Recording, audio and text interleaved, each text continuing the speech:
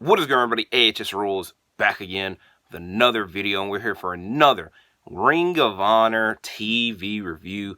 And this was a loaded episode. And I normally, when I tell y'all it's a loaded episode, I always recommend, hey, pause the review, come back to the review, go out of your way to watch this episode. And this episode is one of those instances. We had in the main event a women's world title match, almost a year in the making, in Athena versus Mercedes Martinez, but we do have a lot to cover before that, so let's get right into it.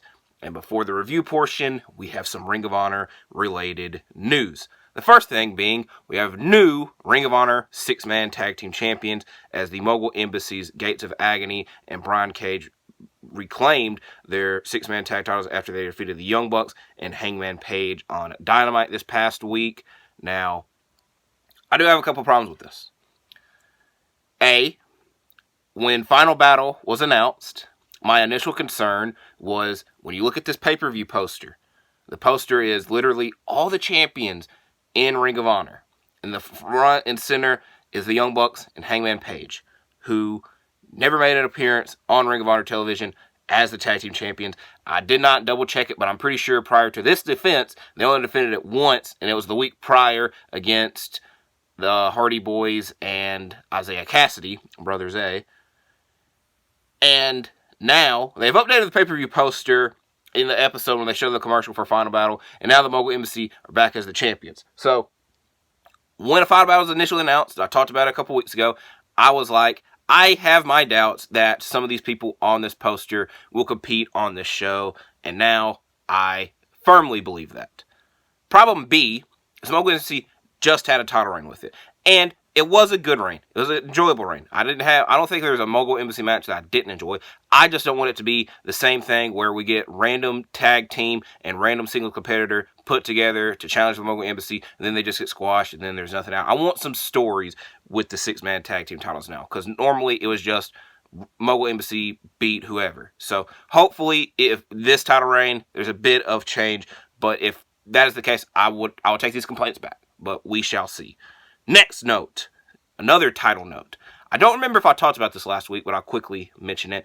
MJF is scheduled to defend his tag team titles that he holds with Adam Cole, but is scheduled with a mystery partner to take on Austin and Colton Gunn on the Full Gear 0 Hour.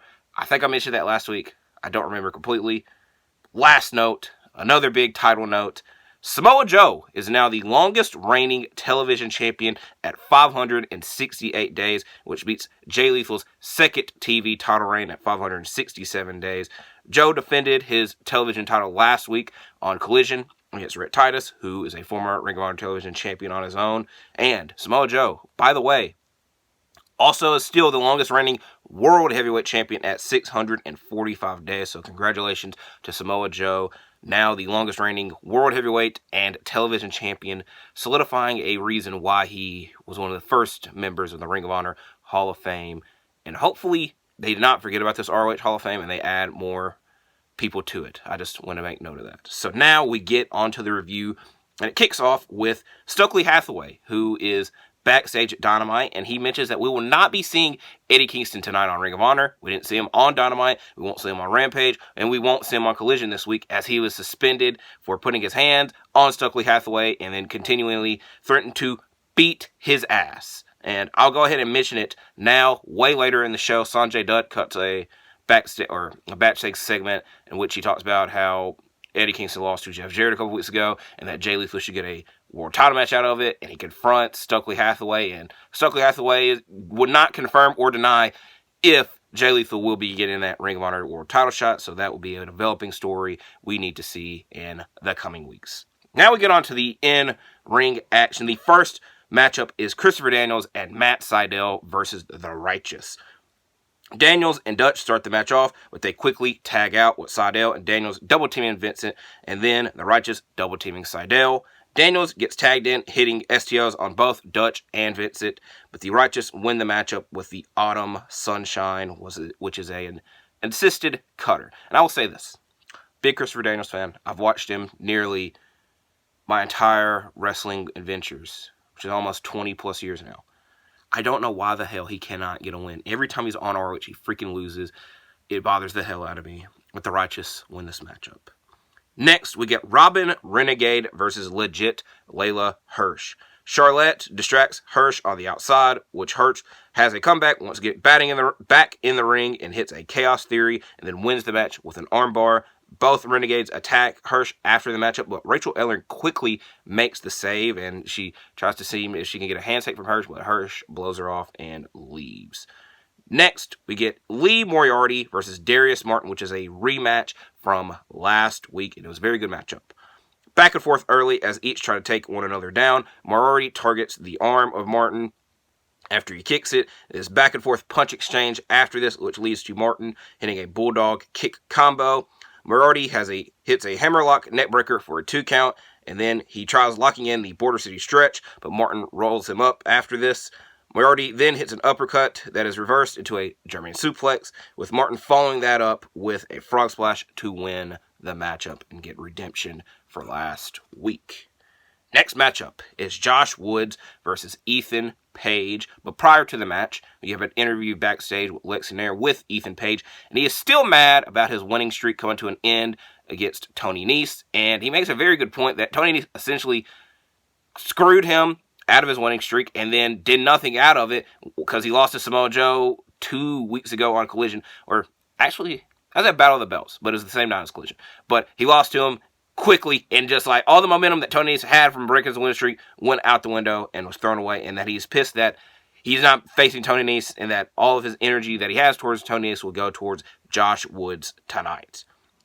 We'll get a technical start from both, with Woods targeting the left arm of Page. Page has to fight back with this left arm because his other arm is positioned out of the way. Where did I lose? Then, at this point, this is when Tony Nese appears. Page is setting up for an Ego's Edge, but Mark Sterling causes a distraction. Page then has an inside cradle, which is in for a very long time, and Tony Nese pushes the inside cradle over, with Josh Woods getting the win once the referee notices and counts to 3. So now Ethan Page has lost to both Tony Nese and Josh Woods, and as they're going up that ramp, Tony Nese said, "We're done with you. We're done with you." You know, they don't want to give him no rematch. Will he get a rematch? We shall see. Next, last week, last week, we had a 4-corner survival match. And I'm like, yes, I enjoy this. This is something from ROH's past. We've had a lot of 4-corner survival matches in ROH's past. And tonight, they gave us a double dosage, as we have 2 4-corner survival matches, along with a triple threat match, which isn't a 4-corner survival match, but there's similarities. But this first 4-corner survival match was Slim J versus Gringo Loco versus Metalik versus Angelico, who is still scheduled to have a World title match against Eddie Kingston that is yet to be announced. Loco dives onto Angelico and Slim J, then Metalik moonsaults onto all 3 on the outside, and then, this is what I noticed. Metalik was the center of attention of this match because he was involved a lot more than everybody else. He hits a Hurricanrana onto Loco for a 2 count, then Loco hits a springboard cutter onto Metalik, and then at the same time, Slim J hit a frog splash onto Angelico. Then we get lots of roll-ups from all 4 men, but a trap roll-up, which Slim J couldn't get his arms out of, with Angelico getting the win, pinning Slim J during that transaction, as he builds up his case of being potentially the World Heavyweight Champion whenever he faces Eddie Kingston. I couldn't even really say that was straight face. Next, we get Rachel Ellering versus LMK, and the fans were very behind LMK with this quick matchup, and the fan base being behind her did not help, as Rachel Ellering won the match with a boss woman slam, and I'll talk about it now. I did not write it down, but Rachel Ellering confronts might be a strong one, but talks to Layla Hirsch backstage, and she was trying to help her, but Layla Hirsch was like, "I don't want your help. I don't need your help," and Condor blew her off again like she did in the ring. Now we get that other 4-corner survival match, this one being a tag team 4-corner survival match. Peter Avalon and Ryan Nemeth representing the Wingmen versus the Infantry versus the Iron Savages versus the new Ring of Honor 6-man tag team champions, the Gates of Agony, I should say 2/3 of the 6-man tag team champions. The Wingmen try to talk before the match, but get interrupted by all their opponents' entrances. Then we get Bronson and Avalon starting the match off, and with this being a multiple tag match, a lot happened. We get lots of frequent tags, but mainly, the main thing that I noticed is that Peter Avalon gets beat up a great majority of this match. The Iron Savages think that they have the match won, but the Gates of Agony tag in and hit a double choke slam onto Peter Avalon to win the matchup. And they did mention again on commentary that the Gates of Agony called out MJF last week on ROH TV, but no mention of that tonight.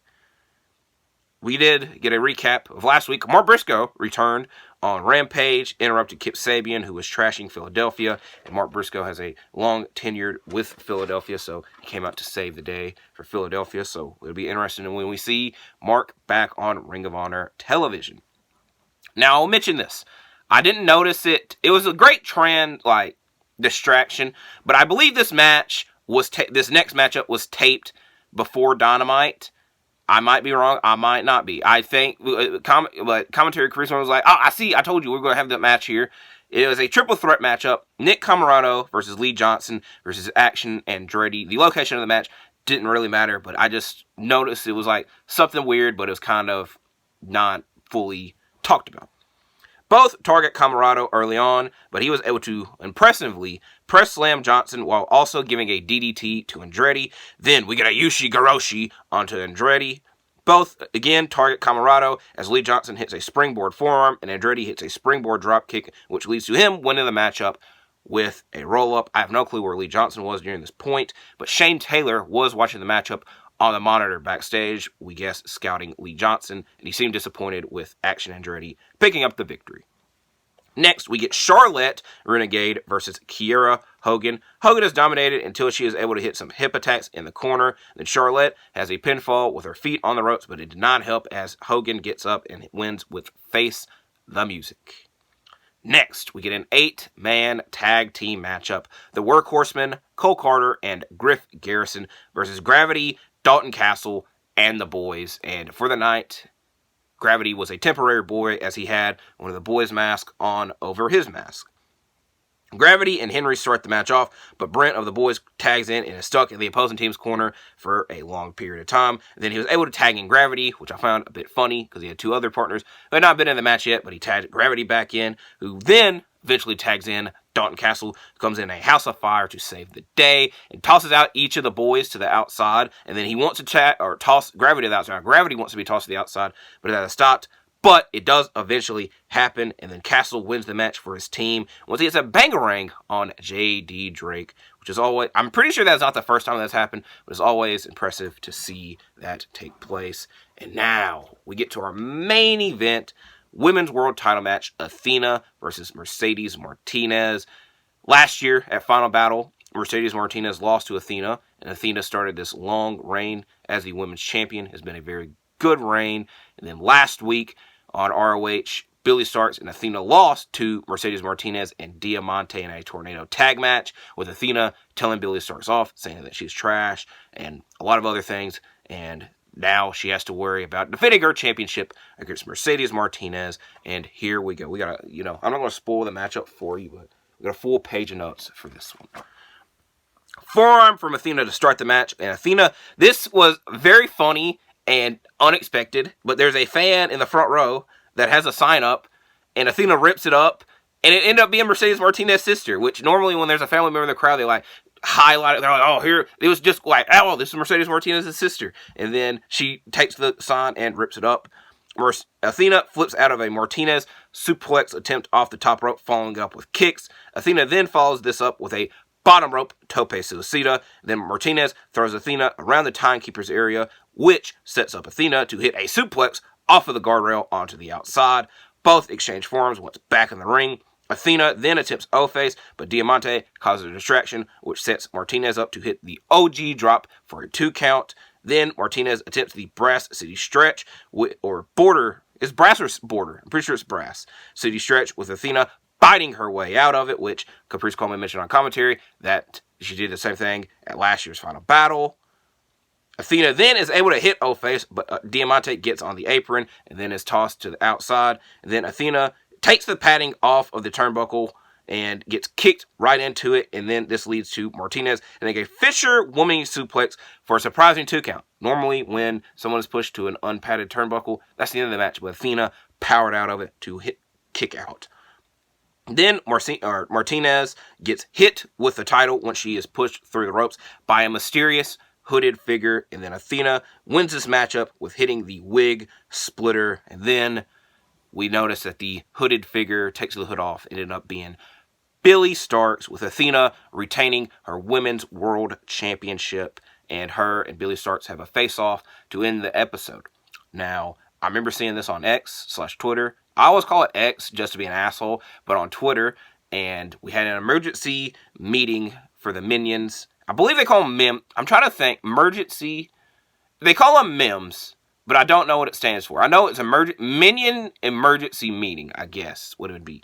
We had a Minion Emergency Meeting, and this, like I said, this was not on the show. This was on Twitter. Starkz apologizes to Athena for not being good enough, but Athena wants to inspire Starkz to be better than everybody else, better than Kentucky, better than Diamante, who she calls Diabla, and that retired hussy Martinez, which that's her words, not mine, and that her suspension from MIT, Minion in Training, is now lifted. So we had a feel-good ending to end this episode of Ring of Honor. Athena proving again. I've said this a couple times, but I plan on having a year-end wrestling awards show.